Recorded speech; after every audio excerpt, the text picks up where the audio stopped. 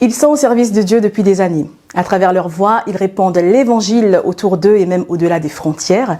C'est une tâche qui paraît facile, mais qui exige une certaine discipline spirituelle et morale. Être chrétien, c'est être un disciple de Christ, oui, mais c'est aussi suivre le droit chemin en obéissant à sa parole et en faisant face à toutes les épreuves liées à cette condition.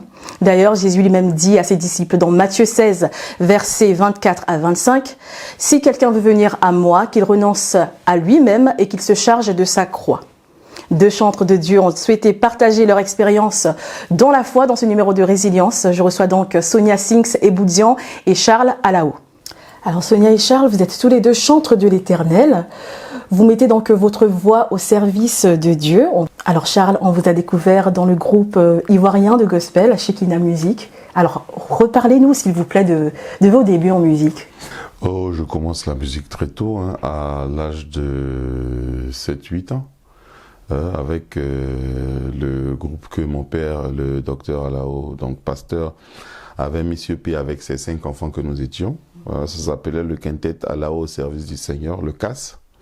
Et puis c'est comme ça que j'ai commencé à la maison, ensuite à l'église où papa exerçait.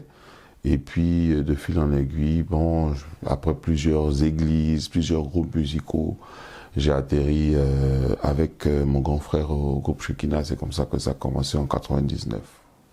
Et vous, Sonia, comment ça s'est fait alors, votre entrée dans la musique chrétienne? Alors moi, c'est une vocation qui s'est manifestée un peu plus tard. Je œuvrais déjà dans la maison du Seigneur. Je m'occupais de l'école du dimanche, des enfants. Donc je faisais déjà faire des petits spectacles, des mini-spectacles, des répétitions. Faut savoir que je composais aussi déjà, je compose des chansons et mon engagement dans la musique est venu suite à une période difficile où j'ai fait des vœux au Seigneur, voilà, et par rapport à ces vœux, donc je me suis lancée après dans le gospel. Donc voilà, c'est un vœu que j'ai tenu, voilà, que j'avais fait au Seigneur. Alors Sonia, vous parlez des difficultés qui vous ont emmené justement dans la voie du Seigneur. Et on constate que c'est un fait. Les gens se rapprochent de Dieu souvent après des difficultés. Quel genre de difficultés vous avez vécu? Mais vraiment brièvement, ne pas rentrer dans les détails.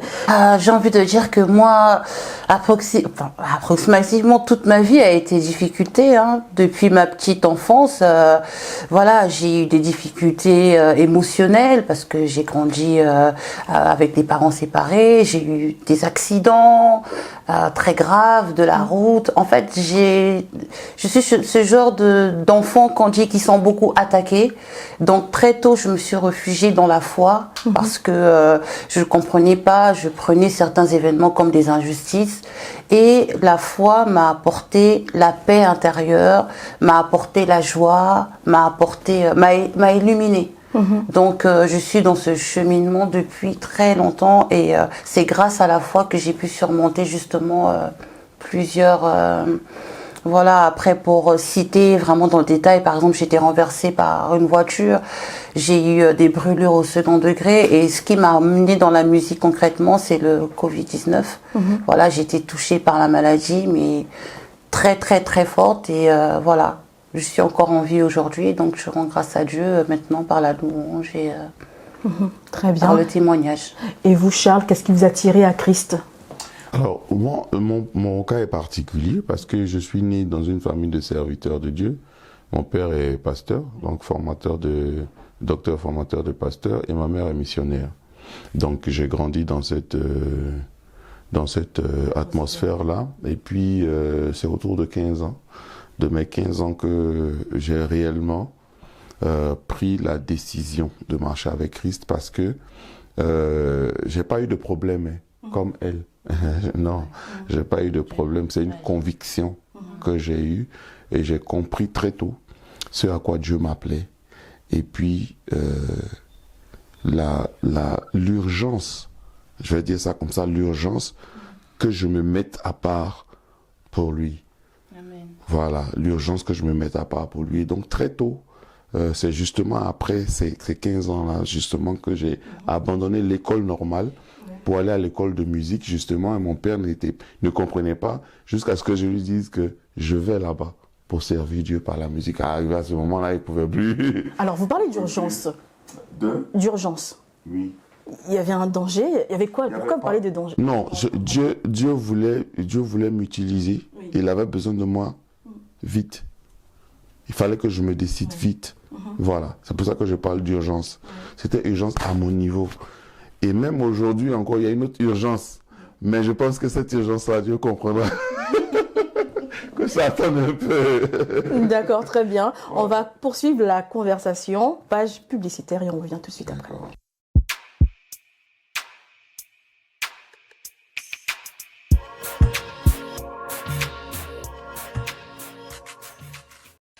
Vous aimez les enfants et vous souhaitez travailler en leur compagnie, ça tombe bien. Le CFA Kelasi School lance la formation accompagnant éducatif petite enfance en alternance. Cette formation se déroulera sur une année à compter de la rentrée. Au programme, nos formateurs expérimentés dans le domaine de la petite enfance vous communiqueront des informations et des techniques pour assurer l'entretien, l'encadrement et l'accompagnement d'enfants de 0 à 6 ans. Vous contribuerez ainsi à leur éducation, à leur développement et à leur épanouissement personnel. Grâce à notre réseau de partenaires, vous serez placé en entreprise dès la validation de votre inscription. À la fin de votre formation, vous obtiendrez un titre RNCP de niveau 3 reconnu par l'État.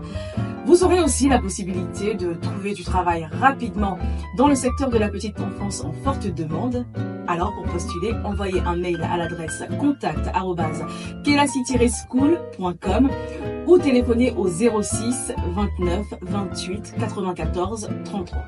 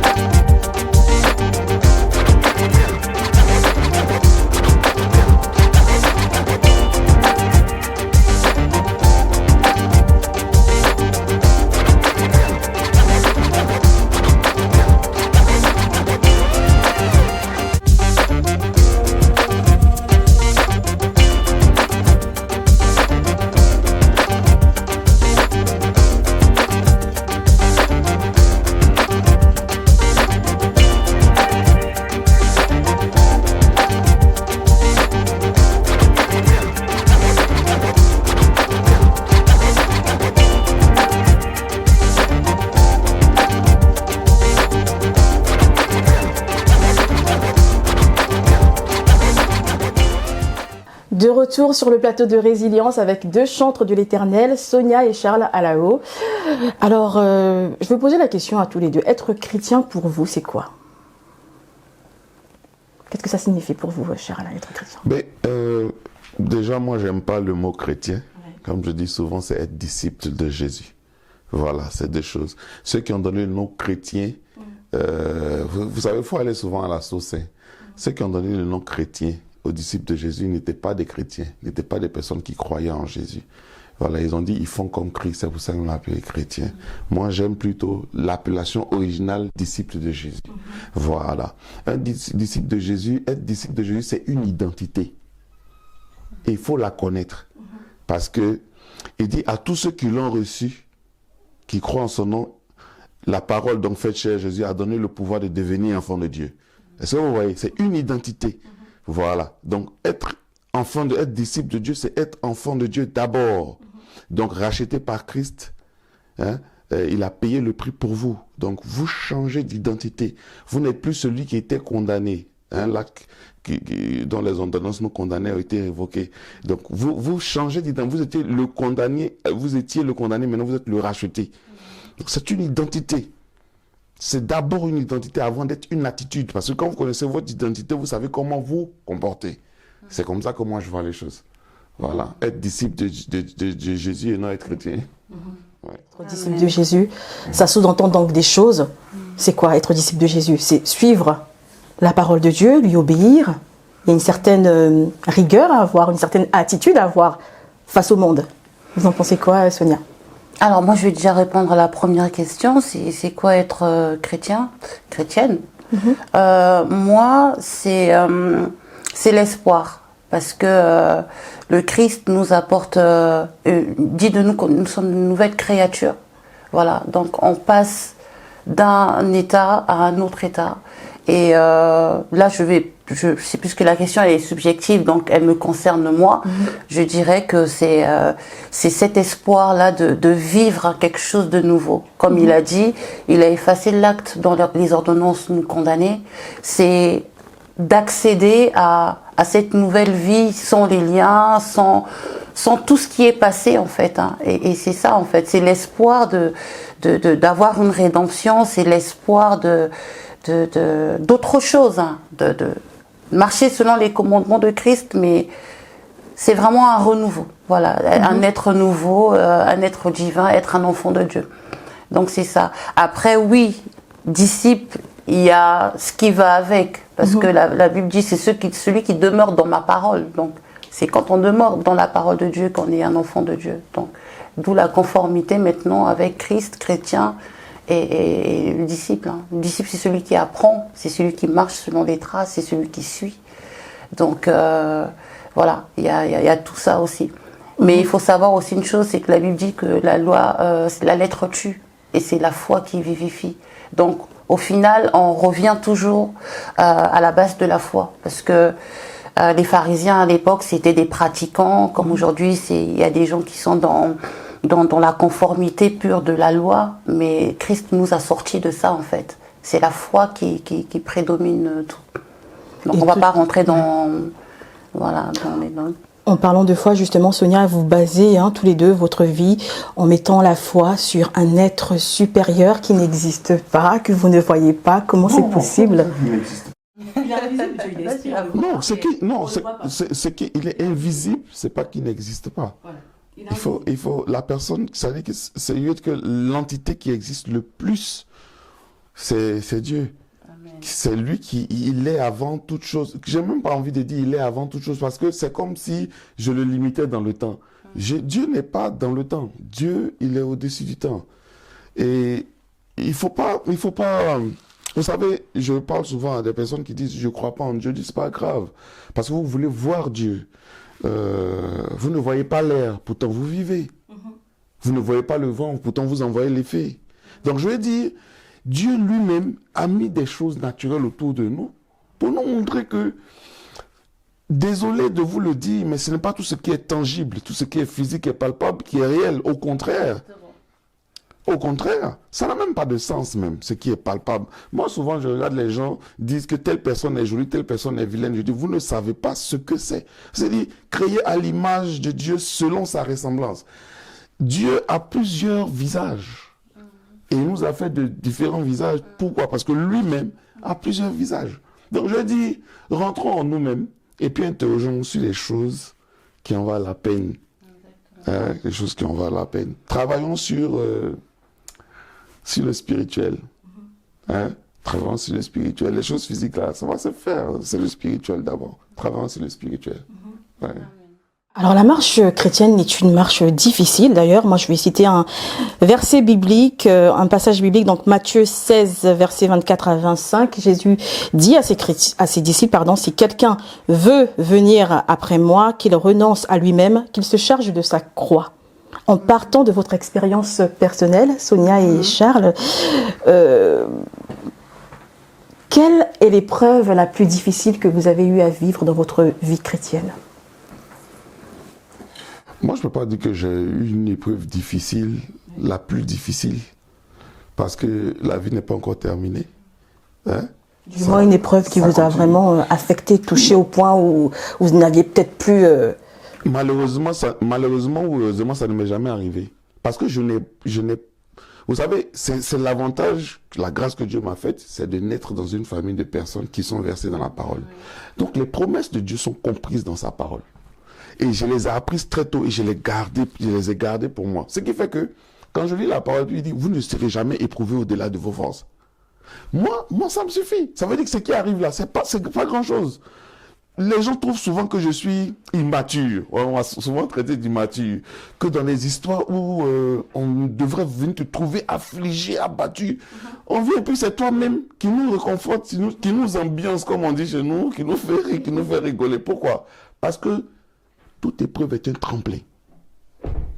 Toute épreuve est un tremplin. C'est-à-dire, on vous lance des pierres, vous pouvez saisir les pierres pour bâtir. Je veux dire, tout ce qui est obstacle devant vous vous apprend quelque chose de nouveau. Donc à vous de rentrer en vous-même et puis de vous dire, est-ce que je flanche ou est-ce que je me sers de ça pour trouver un moyen d'aller au-delà? Parce que quand on dit épreuve du bac, quand vous finissez le bac, c'est une épreuve. Vous passez au niveau supérieur. Je ne sais pas si on se comprend. Donc une épreuve est faite pour vous faire passer au niveau. Donc vous voulez passer au niveau supérieur ou bien vous voulez rester à votre niveau, voire régresser. Le choix appartient à chacun. Et moi je demande aux gens de beaucoup puiser leur force dans là. Il dit je serai avec vous tous les jours jusqu'à la fin du monde. J'ai écrit une chanson qui s'appelle Ferme jusqu'au bout. J'ai dit même si tu ne vois pas Dieu, si tu lui parles et puis il ne te répond pas, il ne faut pas penser que c'est parce qu'il n'est plus là. Il y aura des moments comme ça. Pourquoi? Parce qu'il veut t'éprouver. Job a vécu ça. Il veut t'éprouver pour savoir que si ta foi est conditionnée ou si ta foi est inconditionnelle. Parce qu'il y a beaucoup de personnes désolées qui viennent à Jésus, qui viennent à Dieu parce qu'ils ont quelque chose, parce qu'ils attendent quelque chose.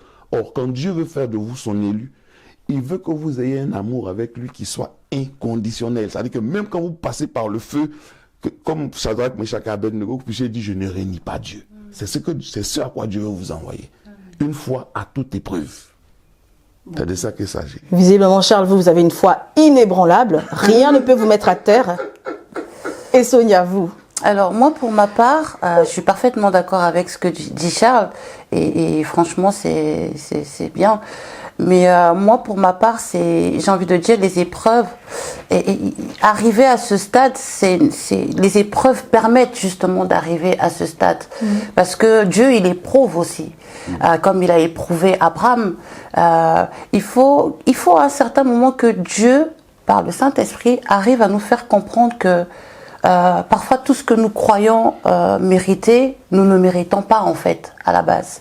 Je vais prendre un exemple, par exemple Abraham, quand Dieu l'a demandé Isaac, c'était une épreuve, mais il n'a pas refusé, il n'a pas douté. Pourquoi? Parce que je pense qu'à la base, il savait que normalement, il n'était même pas censé avoir cet enfant. Vous comprenez? Et il n'était même pas censé avoir cet enfant. Oui.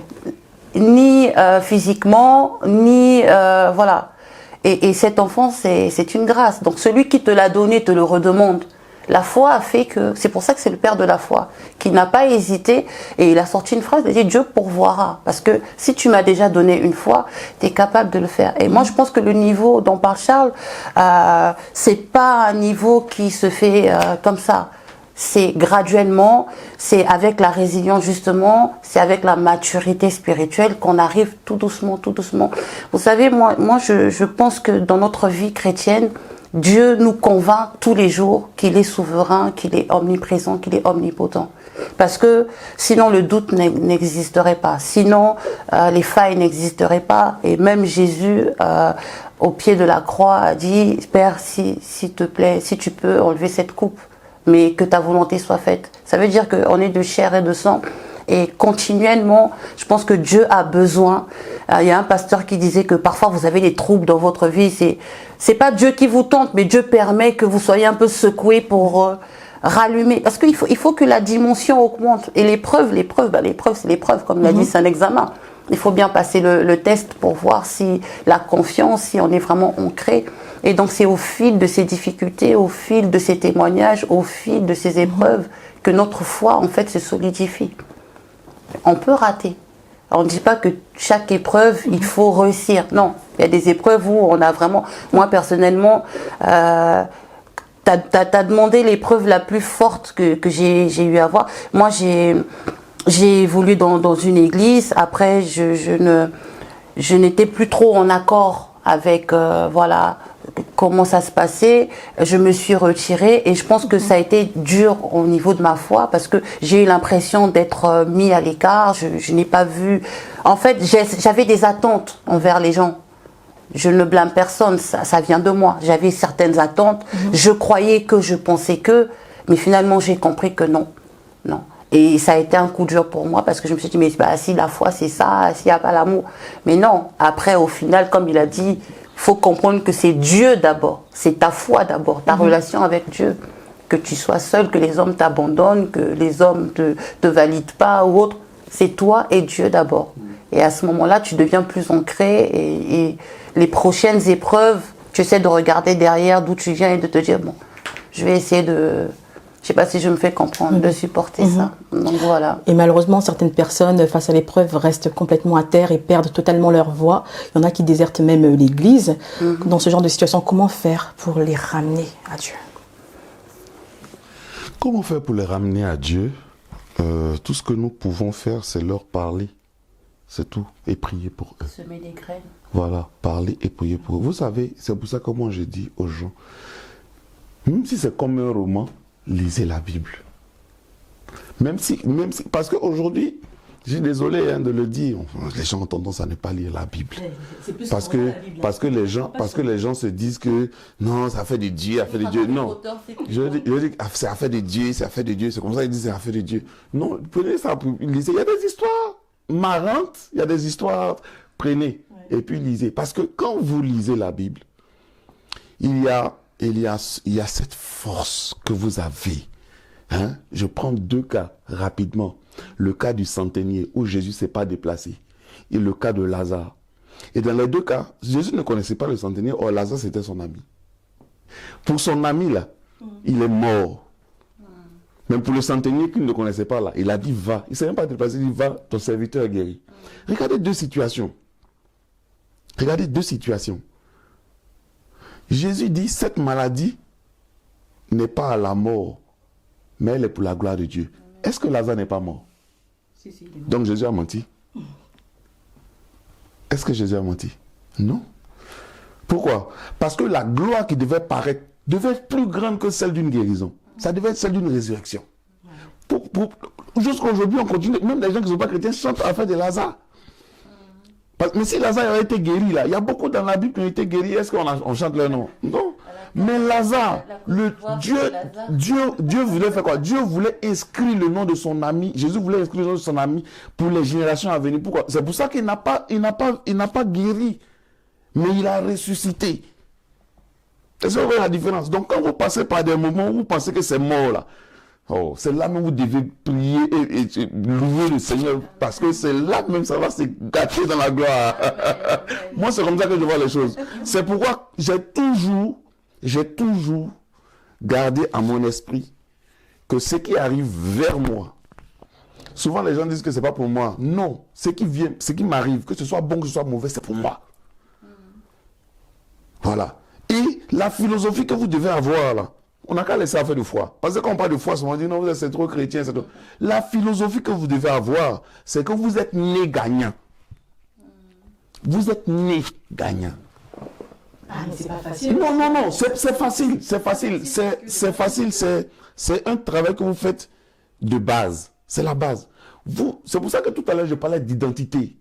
La base de toute chose, c'est l'identité. Si vous ne savez pas qui vous êtes, vous allez être balancé par des flots, par les problèmes. Quand vous savez qui vous êtes, on est champion à la base. C'est-à-dire la compétition là, pour venir sur la terre, pour être fécondé là, on l'a gagné nous.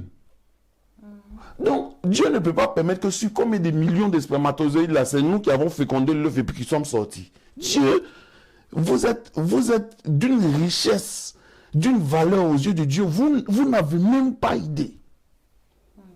C'est pour ça que je vois les gens se sous-estimer. Est-ce qu'il sait que Dieu l'a fait à son image? Dieu dit, faisons l'homme à notre image. Dieu. Ne vous êtes pas dit que vous êtes des dieux, c'est dans la parole de Dieu. Lisez. On a beau connaître son identité en Christ, on a beau faire des efforts pour bien marcher et tout, mais quand autour de nous, on a des personnes, on va dire des parents spirituels qui sont là pour nous guider, qui sont censés être des modèles et qui, à la fin, ne sont pas des modèles, nous refroidissent même, nous enfoncent. Mais comment mais là, je vais être d'accord avec lui, parce que la foi chrétienne, la relation avec Dieu, encore une fois, elle est subjective. Donc là, je rebondis, il y a vraiment un problème de connaissance. Parce que mon peuple périt par manque de connaissances. On a tous eu des épreuves, on a tous lâché à un certain moment, mais je reviens au fait que c'est parce qu'on ne connaissait pas notre identité. C'est clair. Il y a un fondement, il y a une fissure. Et généralement, Dieu permet justement qu'on soit ballotté à gauche, à droite, à machin, justement pour qu'on revienne à la source. Parce qu'il faut remarquer que la résilience, elle vient de là. C'est quand on revient à la source, qu'on se pose et qu'on commence à déclarer vraiment et à revendiquer notre identité en Christ, généralement, c'est à partir de là qu'on commence à remonter la pente. C'est vraiment à partir de là qu'on remonte la pente. Si on ne fait pas ça, ben c'est mort. C'est la déchéance, c'est le suicide, on lâche tout. Moi, je suis tes émissions.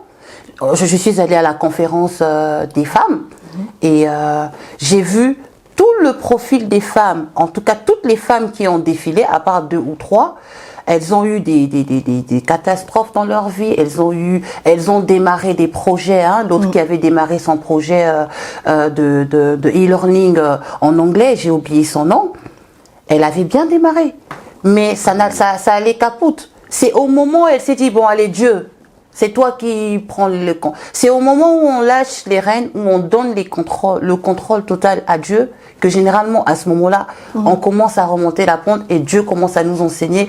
Et parce que la résilience, c'est quelque chose qui ne s'apprend pas. Moi, je pense que c'est pas quelque chose d'inné. Voilà, c'est plutôt ça s'apprend. C'est pas inné, mais on peut l'acquérir.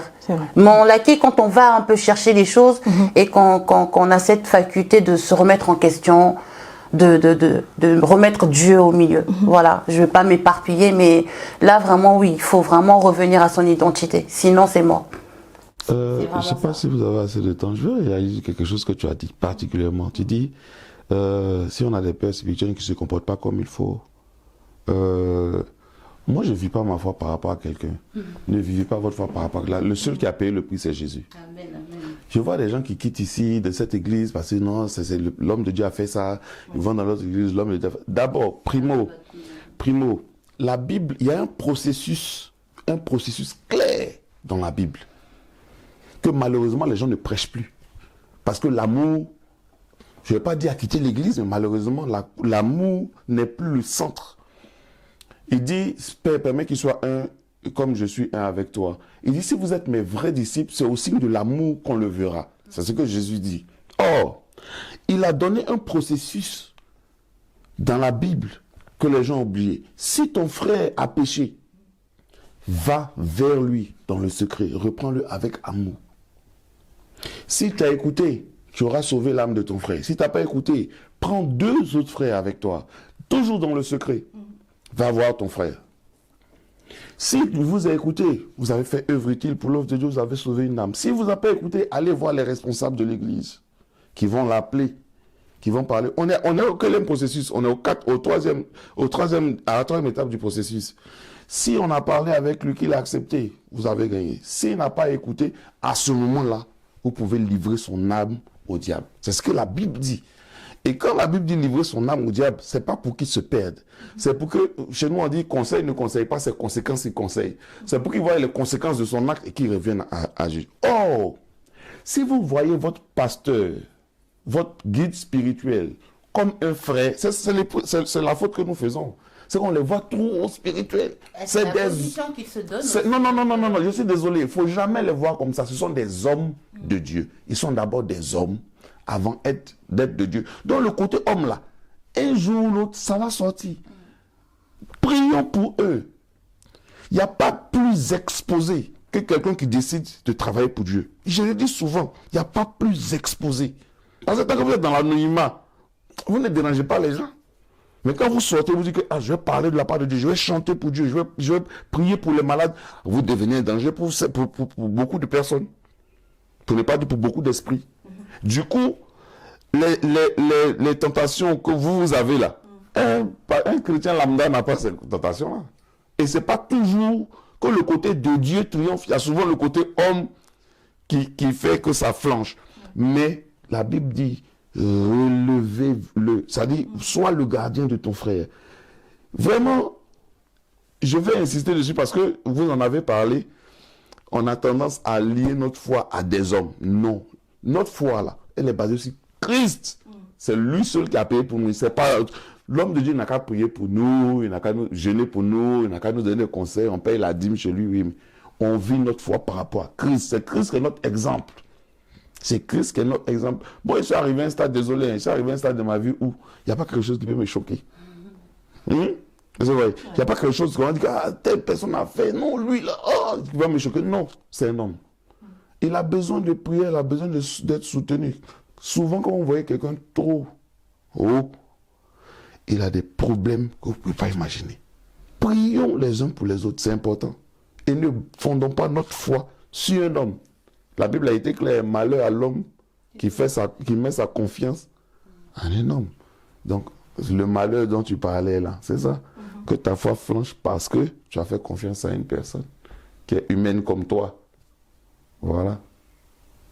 Moi, je dirais que c'est des passages obligés. Vous savez, Dieu, il est pour tout un chacun. Dieu aime tous ses enfants. Donc, Dieu nous prend au niveau où nous en sommes, en fait. Si déjà, il y a eu profession ou confession de foi, c'est-à-dire que j'ai accepté le Seigneur Jésus. Parce que là, on parle des chrétiens. Tu as parlé de père spirituel. Donc, je suppose que la personne qui est déçue est chrétien. Donc, à un certain moment, Dieu nous lie comme des lettres ouvertes à la poste. Dieu sait où nous en sommes au niveau de la foi. Et donc là, on revient un peu en arrière en parlant des épreuves. Donc quand Dieu sait que toi, voilà, tu as encore de l'idolâtrie dans ton cœur parce que tu idolâtres ton père spirituel, ta mère spirituelle, ça arrivera tôt ou tard. Il faut qu'il te déçoive. Il faut qu'il te déçoive pour que... Parce que moi, un jour, j'étais pas mal oppressée par pas mal de choses et je commençais à douter de moi, de ma foi. Je me disais, tiens, est-ce que je vais tenir? Est-ce que je vais pas lâcher? Et est-ce que je vais pas me retrouver encore à repartir, à rétrograder, comme on dit dans les églises? Parce que j'étais trop... comment on dit, rigide avec la foi et autres. Et le Saint-Esprit m'a fait comprendre un jour une chose, c'est que Dieu aussi ne veut pas me lâcher. Parce que quand on s'engage envers Dieu, quand on dit je te donne ma vie, machin, on croit que c'est un contrat aussi en fait. Dieu de l'autre côté aussi, malgré tout ce que nous faisons, il va pas aussi nous lâcher. Lui aussi il veut pas perdre. Qui veut perdre? Tu comprends? Donc Dieu nous lit comme des livres ouverts et il sait exactement où on en est. Donc toi, si tu en es où tu as pris papa, maman, bishop, machin, tu as donné la place de Dieu dans ton cœur, tôt ou tard, il faut que tu vois leur vrai visage. Il faut que tu sois déçu. Pour que tu repartes, donc on revient toujours à l'identité, pour que tu repartes à la source et qu'après tu redémarres pour remonter. Donc, et nous les chrétiens, on se plaint souvent parce qu'on fait volte-face. Mais on ne comprend pas que c'est notre processus, c'est comme ça qu'on grandit nous les chrétiens. On ne grandit pas comme ça, comme des... Non, chez nous ça se passe pas comme ça. Le Seigneur a dit, il immonde. Hein. Il y a un pasteur Tididja qui parle de la vigne, qui dit que le vigneron il taille tout le temps. Dieu, il est obligé de nous tailler. À un moment, quand on est trop monté, il faut qu'il vienne couper. Ça fait mal. C'est pour nous réajuster, pour qu'on redémarre, voilà, correctement. Donc, moi, je vais pas juger ceux qui sont dans les épreuves, qui ont lâché parce que, voilà, ils n'ont pas vu l'amour en l'autre, machin. Parfois, quand tu vois pas l'amour dans le monde, on dit que on projette, ça c'est en psychologie, on projette que parfois notre propre image. Parfois, l'amour que tu vois pas chez les autres, ben, c'est l'amour que toi-même, tu ne sais pas donner à l'autre, en fait. Et parfois, le comportement que tu affiches envers l'autre, parfois, c'est toi-même. En fait, c'est ça. Donc, c'est qu'il y a du travail, c'est qu'ils sont encore à un certain niveau, et il y a des choses qui viennent avec la maturité. Et je pense que Dieu ne les lâchera pas. Parce que moi, Dieu m'a dit, je ne vais pas te lâcher. C'est parce que tu vas prendre un verre là-bas ou machin et tout que... Ah, parce que moi, j'étais vraiment arrivée à ce point-là. Même prendre un verre d'alcool, machin, j'étais stressée, j'ai péché. Mais après, je me suis détendue, j'ai compris que non, la foi, c'est pas ça, en fait. C'est pas ça. Donc ça, c'est un autre débat, mais... Voilà, pour revenir un peu sur le sujet. Alors, on a dépassé le temps. Mais parce que c'est tellement intéressant. Donc, et on va parler... On apprend. Oui, on a explosé le temps là. On va rapidement parler de votre actualité. Merci pour la liberté. On va parler de votre actualité. Donc, vous allez tous les deux participer à un festival dénommé Zaba. Ouais. Qu'est-ce que c'est? Alors, Zaba Festival, c'est un festival qui se tient au Congo-Brazzaville déjà et qui prône Dieu dans notre culture. C'est-à-dire, je dis ça brièvement, c'est un festival où vous allez trouver beaucoup de musique folklorique, mais gospel, et des personnes qui exploitent leur patrimoine musical, pour ne pas dire culturel, parce qu'il y a les costumes aussi, il y a les décors, qui se servent de tout ce bagage de leurs us et coutumes à la gloire de Dieu, pour servir Dieu par la musique. Donc, il y a d'autres choses, hein. Il y a d'autres choses, il y a d'autres espaces, mais comme on dit festival, c'est le centre, c'est le côté musical. Sinon, il y a d'autres choses. La base, c'est ça. Et donc, c'est Maman Credo que je salue avec toute son équipe qui est à l'initiative de ce festival. C'est la 2e édition. Donc, elle nous a fait l'honneur, j'ai envie de dire, de nous inviter parce que elle a fait venir pas mal aussi d'artistes chantres de l'étranger. Il n'y a pas que nous, il y a d'autres pays aussi. Et donc on est là aussi pour dire qu'on a besoin de soutien par rapport à ce festival. Hein. Ceux qui veulent bien apporter une petite contribution, n'hésitez pas à me contacter sur ma page Sonia Singh ou contacter le frère Charles Alao de Shekina qui sera avec nous. Donc voilà, c'est pour promouvoir le festival. Et encore une fois, Maman Credo, je te salue. Rappelez-moi la date, s'il vous plaît, de ce festival. Alors, ça commence le 23 mai, jusqu'au 27 mai. Voilà, à Brazzaville. Hein. Voilà. Il y a beaucoup de nationalités, hein. C'est pas que les Congolais. Oui, il y aura Béninois, il y aura Burkinabé, il y a plusieurs nationalités. Hein. Ce sera l'Afrique en miniature, quoi. Ouais, vraiment. Et même dans Brazzaville, elle est partie chercher ceux qui sont dans les coins à l'intérieur, en Caï, voilà. Donc c'est vraiment un bon concept. Et moi, honnêtement, je vais pas un peu m'éparpiller, mais quand je sens qu'il y a quelque chose qui est intéressant, porteur, je me lance. Voilà. Et à part ça, est-ce que vous avez une autre actualité personnelle? Enfin, en solo. Hein. Oh, bon, moi, je veux dire, je suis en train de travailler sur plusieurs projets, notamment sortie d'un album, parce que j'ai sorti plusieurs singles, les gens disent que c'est pas mon format habituel. J'ai dit que j'ai voulu m'adapter aux choses nouvelles, mais bon, apparemment, comme le public n'est plus très jeune, notre public à nous, donc on va travailler à sortir, et pourquoi pas un duo avec elle. Voilà, ça serait bien, ça serait bien. Un duo avec elle, on en parlait souvent. On en parlait souvent, je pense qu'on va faire un duo ensemble. En attendant le duo Charles et Sonia, peut-être que vous pouvez nous faire un petit truc ici, a cappella justement, pour rester dans le thème de la résilience. Le roi David, il jouait de la harpe pour le roi Saül lorsqu'il était troublé par des mauvais esprits. Ouais. Et vous, est-ce que vous pouvez chanter là aujourd'hui pour des personnes qui seraient fragilisées? C'est un grand animateur aussi. Pour les apaiser aussi.